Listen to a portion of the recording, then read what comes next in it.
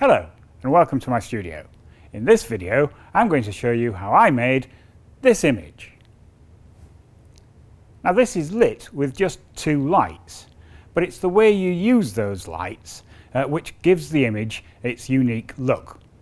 So let's have a look at what I've got set up so far. Down at the back here I have this roll of background paper. This is just a standard grey. I like to use a grey because it will be easier to colour it as we go on and place the lights. Then coming a bit further forward, on this table I have a piece of black perspex which I've previously cleaned, and then we have the camera. This has a 24 to 70 zoom lens on it and is tethered into Capture One software. That way it's easy to see all the images as they're captured. Okay, so to start with then, what I'm going to do is use the contents of this egg and just place them on here to form our subject. So I'll just carefully crack this open, like this. There we go. Now it's quite important to have the table, or whatever it is that you're going to use, as level as you can get it. If you don't have it level, it's not going to work very well because the egg will just run off. There we go, something like that. I'm going to leave the eggshells in for the time being. We might make use of those, might not. So with the subject placed on the table here, it's probably a good idea just to line up the camera and we'll take a preliminary image just with the house lights just to see how things are looking. So I'll just line that up. I've actually got this lens set to about 50mm, so it's not completely zoomed in yet. So let's just have a look at the camera parameters. So I've got set a 60th of a second at 2.8 with 100 ISO. So we'll just give that a go and see what we get. Right, so you can see from that at this early stage there is quite a lot of contamination, which I'd expect since I have a shutter speed of a 60th of a second. But I'm going to be using Studio Flash today, so therefore I'm going to reset that to the sync speed for this camera, which is 1/250th of a second. Also, I think 2.8 will be a far too narrow depth of field, so to increase the depth of field a bit, I'm going to use an aperture of f8. So with these parameters set, I will then just take another image. So you can see from this there's very little contamination. We're still getting a tiny bit, but nothing too much to speak of. Okay. So with that little exercise completed, it's time to start putting some lights in. So I'm going to start with the light at the back here. Now I'm just using this pack and head system, but you don't actually need a great deal of energy for this, so therefore you could just use a normal flash gun, speed light. So this is just a 250 joule unit, and I'm pointing it just at the background here. Now with that set, next thing to do would just be to put the flash trigger on the camera, which I will just do now. Turn that on. Now the head is just set on an arbitrary half energy, so I'll just take an image and we'll see what we get. Okay, and you should be able to see from that it's a little undercooked, so what I'm going to do is just add a little more energy to that flash. So I'll start by adding just one stop. Okay, that's starting to come up. But you can see from the image on the screen here that we don't actually have a very good graduation. Now that is because the light is actually set too far away from the background to give me a graduation like I want. So all I'm going to do is just place it a little closer. So if I just pop it about here somewhere, I'd better just check that you can't actually see that in the camera. Yeah, that seems okay. With that moved, I'll just take another image. And there you can immediately see the difference that has made. Now, obviously I've moved it closer to the background, therefore, because of the inverse square law, it's also got brighter. If I take you to the previous image, this is what we had before, and this is what we have now. Okay, so that's starting to get there. Obviously, it's not coloured yet, so what I'm going to do is add this gel to the front of that light just to give some colour. Now the gel I'm using is just a pure yellow, and that just fits on the front like this. Right, so with that set, I'll just capture another image. There we go, that's starting to get there. So that's giving us a nice graduated glow of a yellow colour. So now it's time to think about the next light. What I want to do is light this from above, and I want to make it so that I can control just how hard and soft that is. Now I find one of the easiest ways to do that is to actually just place a diffusion material across the top of the set and then put a light on a stand above that. That way you can alter the distance between the diffusion material and the subject and the distance between the light and the diffusion material at will. It's considerably more controllable than you will get with a softbox. Okay, so here I have a quarter stop silk on a frame, which I'm just going to put above our subject. And I want to try and get it as close to the subject as I can without it actually getting in the image. So I think possibly about there. Let's have a look through the viewfinder.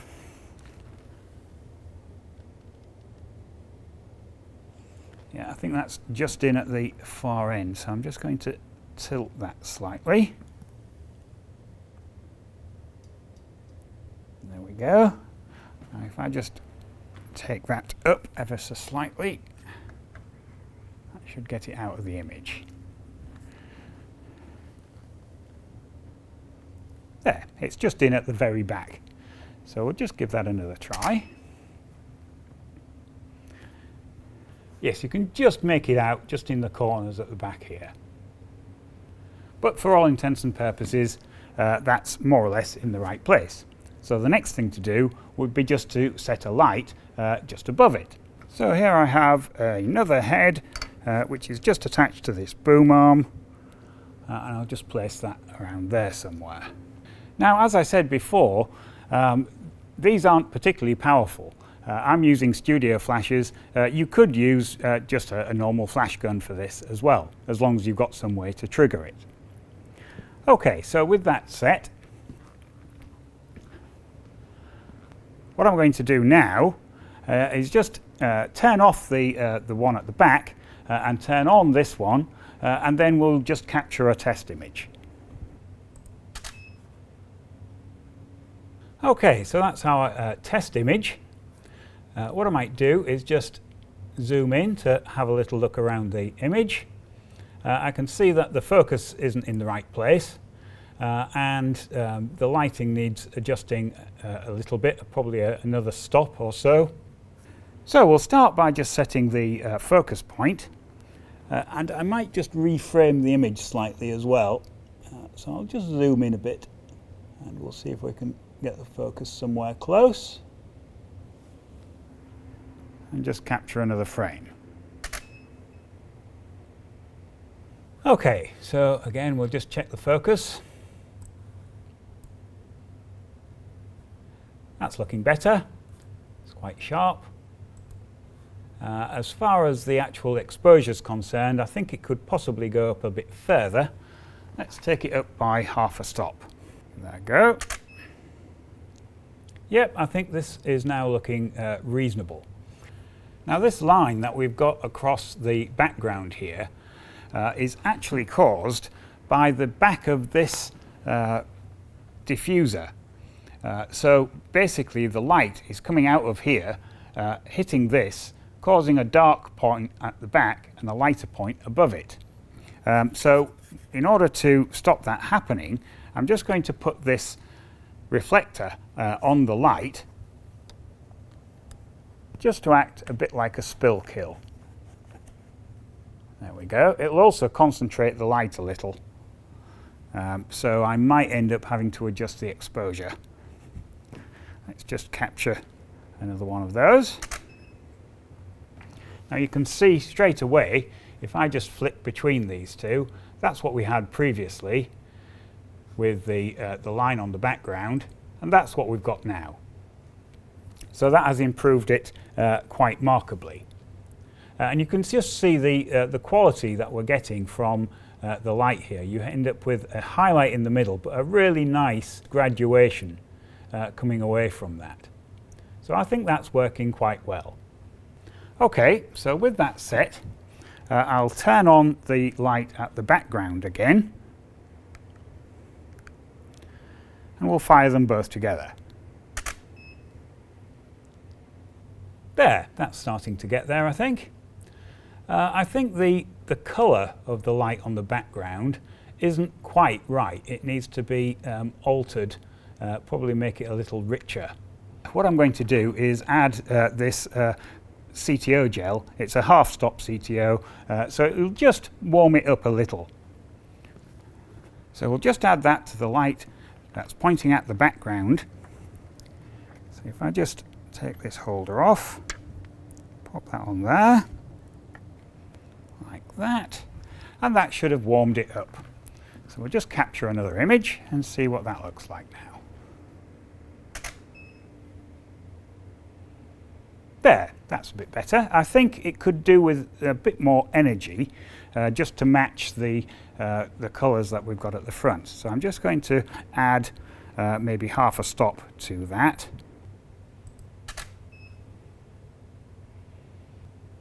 There we go, that's added a bit to the image. You can see that's what we had before, and that's what we've got now. So these two are getting to be reasonably close in terms of colour. Okay, so with that all set, what I'm going to do now is just show you the difference that moving this diffuser will make to the quality of light on the subject.